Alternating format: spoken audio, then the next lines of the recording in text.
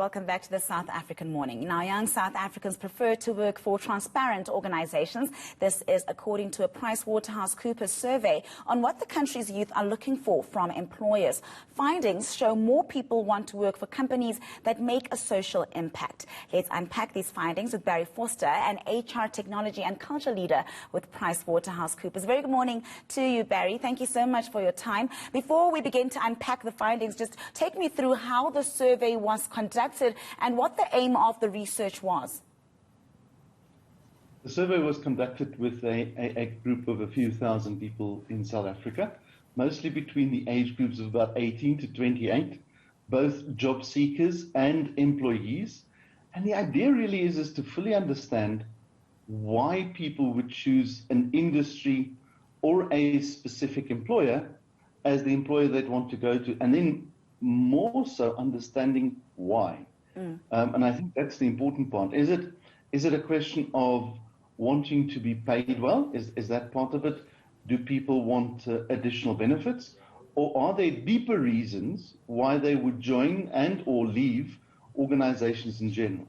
And I think there's been interesting results, not only in South Africa, but in 11 other countries.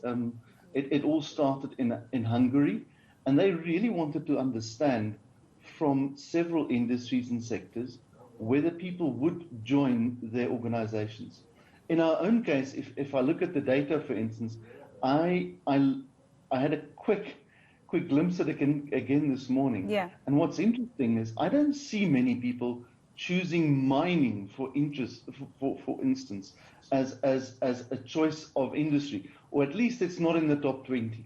But it should be, because it is probably still our fastest growing industry and has been since the start of COVID. So I think there are really interesting things around what people choose and why they choose in the industries, and what people, let's call them, what people think is sexy in the job market. The other problem, of course, is that employers want you and I to come and work for them, and they need to understand why somebody would choose a specific employer over another.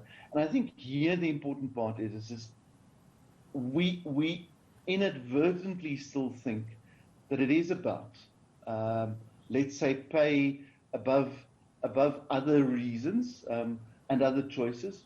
I think there's a clear tendency from what we've seen away from just pay and just benefits. And if you look at there's a rising trend, for instance, in people wanting interesting and challenging work. Now, you would say, well, all work could be potentially that, but they're really seeking out, especially young people, ways to be challenged. And when they say challenged, they don't mean to just be thrown into the deep end. Yeah. Challenged with help, I would think. The one thing I found interesting, and you started off with part of that, is that right at the top of some of the choices and some of their preferences was the need for transparency, was the need for open, honest communication from their leaders. And I do think that is a global trend. I also think that it has become more and more important. And so what I also think we've seen in the survey is that things that we had thought important have been brought to the fore or to a high level of importance by COVID. Yeah. And people want their leaders to talk to them, tell them exactly what's happening, and they also want them to give them a transparency about what leaders think the future might hold. It's not that they have all the answers, but at least talk to your people about what you think the potential choices are.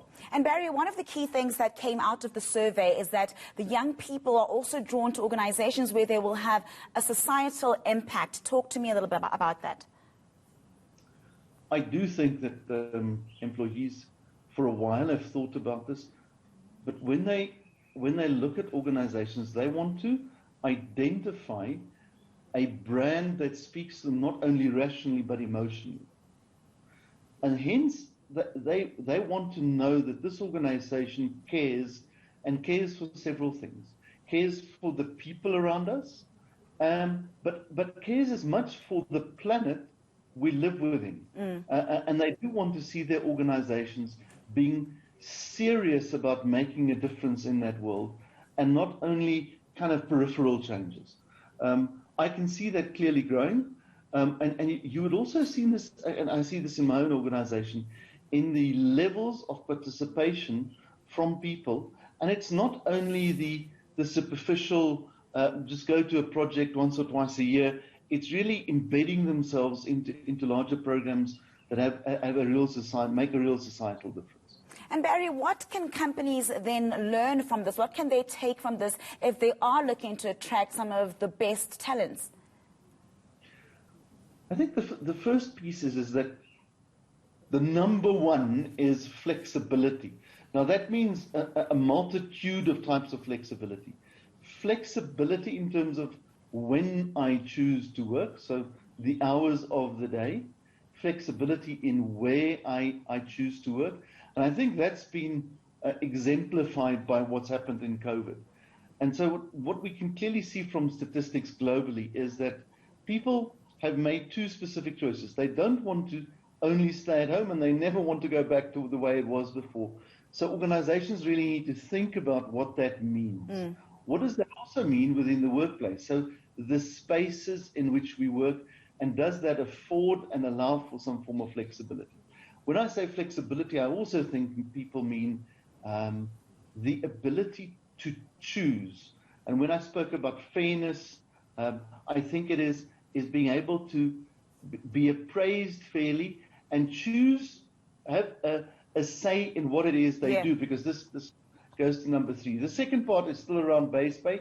People want to be appraised and paid fairly, and at the level they were supposed to be paid. I think their equal pay is becoming quite important. All right, and then lastly, the third one was around challenging and interesting work. The one that I found most interesting is that there was a very low level from a preference point of view for people to move to other countries or work in other countries, which I found interesting, because if I look at statistics, it does seem that we are losing a reasonable amount of graduates to other countries right now, or even people working remotely within other countries. All right, thank you very much, Barry. We're going to have to leave it there. Thank you for your time. That is Barry Vorster, an HR technology and culture leader at PwC.